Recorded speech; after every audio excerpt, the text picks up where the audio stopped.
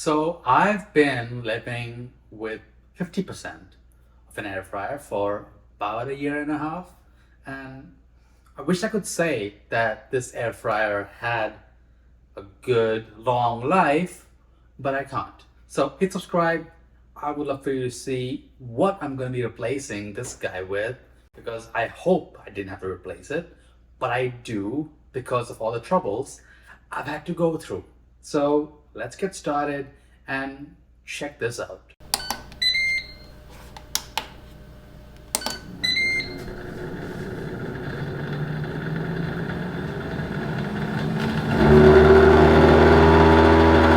You heard that, right?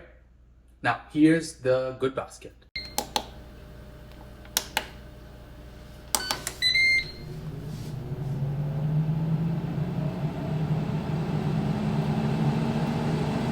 So for some background, we got this air fryer around a Canada Day Black Friday kind of sale, I think. So it was like very cheap. I think like 150, 60 Canadian, which is not that bad at all. And we already had Ninja products, specifically the Ninja blender. Of that, I have 2 or 3 motors because their pictures are just garbage and they break very easily.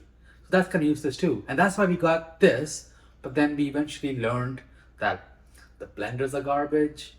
And just after, I think about a year or so of buying this, the left motor broke.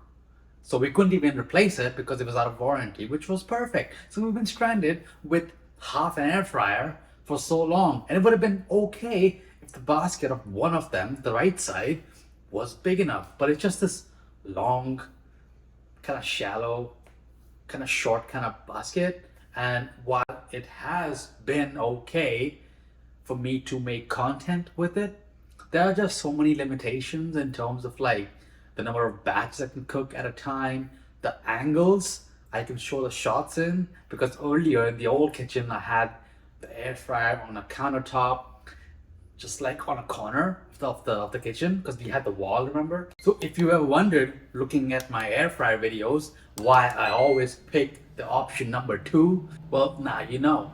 Another thing that I was struggling with, especially in the old kitchen, is look at how big this is. This is huge. And we have a microwave, a air fryer, which is huge, a coffee machine, Vitamix. We have a Ninja blender earlier, the KitchenAid stand mixer.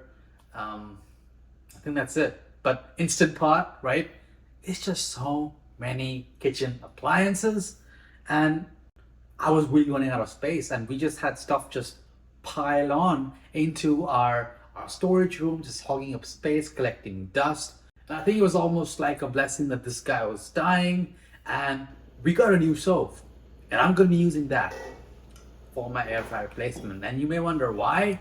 Well, because an air fryer is basically a convection oven, and we got a good convection oven. This KitchenAid stove has a great convection method, and that's what I've been experimenting with for a while. And the best thing that I found is the convection broil, which is so much like an air fryer. So maybe if I had gone with another brand, or if I'd gone with another Ninja and didn't get a bad model that broke in just over a year, maybe I wouldn't be replacing it. Maybe I wouldn't be using my stove as the air fryer, using the convection setting to do the same task. Maybe this all would have gone a different path, but that's not the reality that we are in.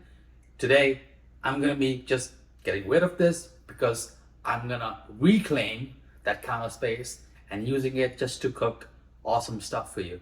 Now, the best part about the convection broil setting in this oven is just like an air fryer. You have to like preheat just a little bit, and then you can just pop the food in, and maybe the temperatures at the beginning may not be 1-to-1. So if you cook something perfect crisp at 225 Fahrenheit on the air fryer, maybe you have to go to 400 or 425, but the results are the same. The time is just about the same. It doesn't bother me at all. And if you're thinking, well, that's not air frying, how is it not? It's hot air with a heat element, and the air is going up and down around the food, cooking it and crisping it up. And I'm pretty sure the temperature difference that you would need to increase for the oven compared to the air fryer is just due to the fact that an oven has a huge volume inside, while an air fryer has a much smaller volume, just to get that same effect as the air fryer, of the temperature up. And that's what I had to do, because I wanted to show it to you with an experiment that I was doing with just regular fries. Now, keep in mind, these are not the double cooked fries. They're just potatoes that I've cut into matchsticks, into fries. I'm gonna cook straight up. So it's not gonna be as crispy as restaurant style fries. But that's not the point of this. I'm gonna try to get the same results by preheating the oven at the same temperature, 375 Fahrenheit, and we'll try to see what the differences are and how the final product looks, right? Ready? So I cooked the air fryer ones at 375 Fahrenheit, and it took just around 14-15 minutes to get this result. Crispy, golden brown. And for the oven method, at the same time, you can see that it's not the same color, but it's getting there. It's like maybe like 70% of the way there.